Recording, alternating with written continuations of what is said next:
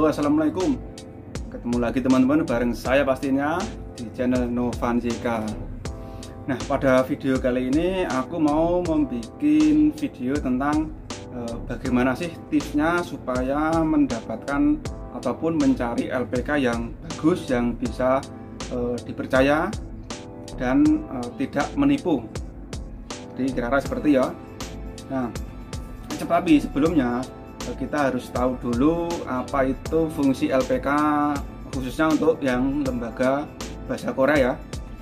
Nah, jadi LPK ini sebenarnya tugasnya itu ini tempat belajar bahasa dan juga membimbing gimana caranya ataupun mengarahkan proses-proses ke Korea ini dari awal sampai mau terbang.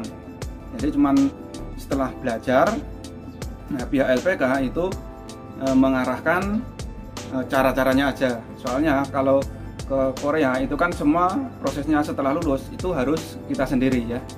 Karena sampai saat ini masih banyak yang bingung tentang LPK itu sebenarnya bagaimana gitu ya. Di sini aku mempunyai 7 tips bagaimana memilih sebuah LPK yang bagus ya. Oke, untuk tips yang pertama yaitu adalah rekomendasi dari teman dan juga tidak banyak komplain dari alumninya. Jadi misalkan punya teman yang sudah kerja di Korea terus lulusan salah satu LPK, nah itu bisa tanya-tanya ke mereka bagaimana LPK-nya, terus cara belajarnya bagaimana, nah, seperti itu ya. Dan juga tidak banyak mendapat komplain dari lulusan ataupun alumninya. Nah, jadi bisa mengetahui gimana reputasi si LPK itu sendiri ya, pengelolanya, terus pengajarnya bagaimana. Nah, misalkan tidak ada komplain berarti LPK itu bagus. Misalkan ada komplain mungkin cuma sedikit aja itu wajar ya, soalnya kalau LPK itu pasti ada kelebihan dan kekurangannya. Jadi misalkan ada komplain itu carilah yang seminimal mungkin dari alumninya itu. Terus yang kedua yaitu terbuka semua informasi.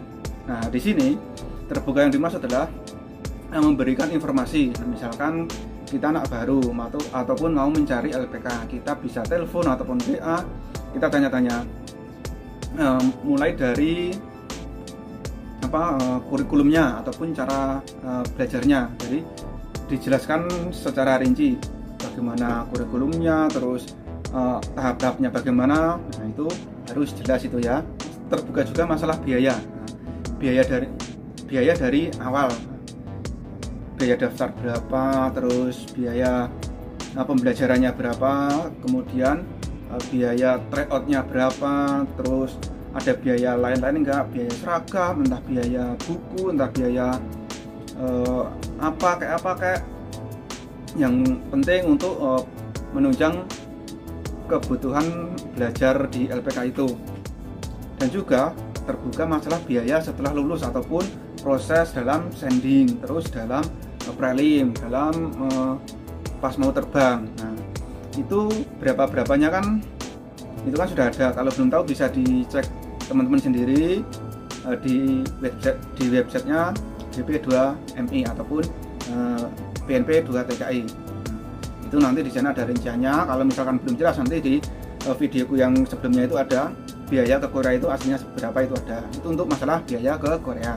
Dan juga terbuka masalah data siswanya yang lulus itu berapa ataupun yang tidak lulus berapa. Jadi kita bisa menimbang-nimbang bagaimana kualitas dari LPK itu ya, walaupun sebenarnya kualitas kelulusan itu sebagian besar ada pada siswa itu sendiri ya. Jadi tidak tergantung sepenuhnya pada LPK. Jadi LPK mungkin cuma 30%, yang 70%-nya itu kita sendiri yang ikuti tes, yang niatnya bagaimana. Jadi sebenarnya itu, tapi itu bisa membuat pertimbangan juga, karena kalau misalkan cara mengajarnya kurang bagus ataupun gimana ya, kurang jelas dalam menjelaskan, kadang ini kita masuknya itu lama ataupun susah gitu ya, jadi kurang cepat. Nah, misalkan kayak dalam les, nah les itu kan diterangkan jebret langsung bisa ditangkap cara cepatnya. Nah, itu ya. Itu untuk yang kedua.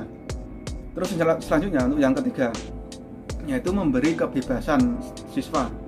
Nah, kebebasan siswa itu gimana? Misalkan setelah lulus ataupun mau membuat paspor, mau membuat SKCK, mau sending, nah itu kita diberi kebebasan mau sendiri ataupun mau dipandu lewat LPK. Kan kadang gitu juga. Jadi LPK itu memberi kebebasan, jadi nggak memaksa kamu harus paspornya lewat LPK ini, terus sendingnya harus lewat LPK ini. Nah, itu tidak boleh ya. Jadi yang bagus itu bisa membebaskan, mau ikut sini ya nggak apa-apa, mau jalan sendiri juga bebas. Terus yang selanjutnya yang keempat itu tidak menahan dokumen asli seperti ijazah ataupun KK ataupun surat-surat penting lainnya yang asli ya. Nah, jadi kalau misalkan ditahan ini berarti berbahaya ya teman-teman ya. Dalam artian ini bisa dimanfaatkan untuk memeras kita sebagai siswa yang mau belajar di LPK tersebut. Kenapa? Karena misalkan mau sending misalkan ataupun mau pas ada SLC turun misalkan ya, nah itu misalkan mau fotokopi ataupun menggunakan yang asli, itu kita kadang bisa dikenai duit. Nah, makanya jangan sampai dokumen-dokumen asli itu jatuh ke tangan orang lain. Itu ya teman-teman ya, itu yang harus dipastikan untuk teman-teman semua. Terus yang kelima, membantu memberi solusi kepada siswanya. Misalkan ini ada siswa yang lulus terus mau PAP ataupun mau ke proses selanjutnya, terus tanya kepada pihak LPK kalau misalkan menjawab wah itu bukan urusan saya, nah itu ataupun itu udah di luar LPK, nah itu nggak bagus itu ya. Nah, misalkan yang bagus itu paling tidak memberi solusi, yaitu mengarahkan wah ini sekarang ada pinjaman dari bank ataupun kamu harus pinjam ke siapa-siapa, ataupun lebih baik lagi kamu nanti dibiayai LPK dengan syarat ini nanti biar LPK yang membiayai. Nah, itu lebih bagus lagi ya teman-teman ya. Terus selanjutnya yang keenam yaitu mengulang gratis teman-teman. Nah, sekarang kan udah banyak LPK yang pastinya juga banyak juga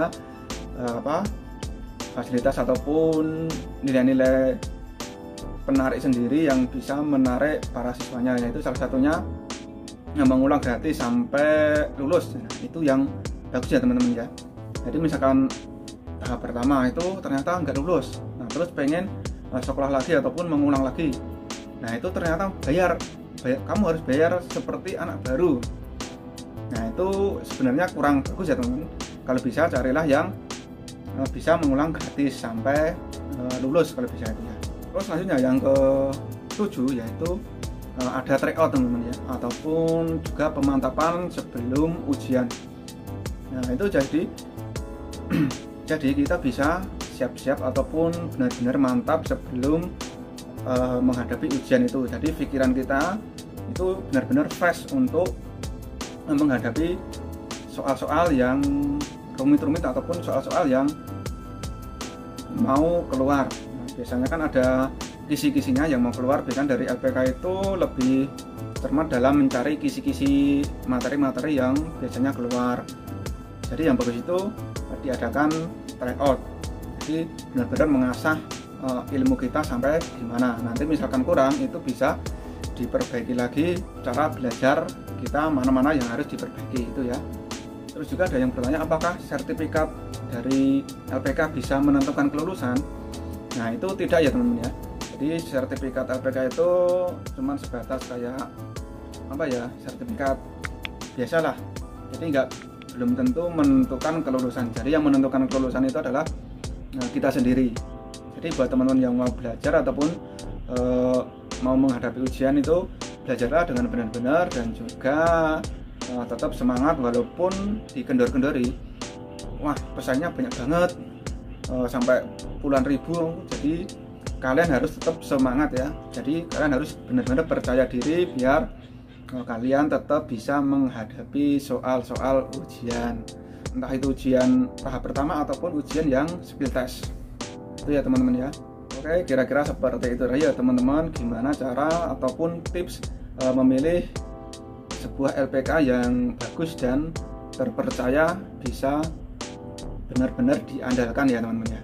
Jadi teman-teman nggak salah langkah ataupun nggak kecewa misalkan sudah masuk ke LPK. Oke, sampai di sini dulu videonya. Misalkan ada pertanyaan-pertanyaan silahkan komen di bawah ya. Dan jangan lupa subscribe, like, dan share juga lebih bagus lagi. Semoga bisa lebih bermanfaat bagi yang lainnya. Oke, sampai di sini dulu. Sampai ketemu di video selanjutnya. Assalamualaikum.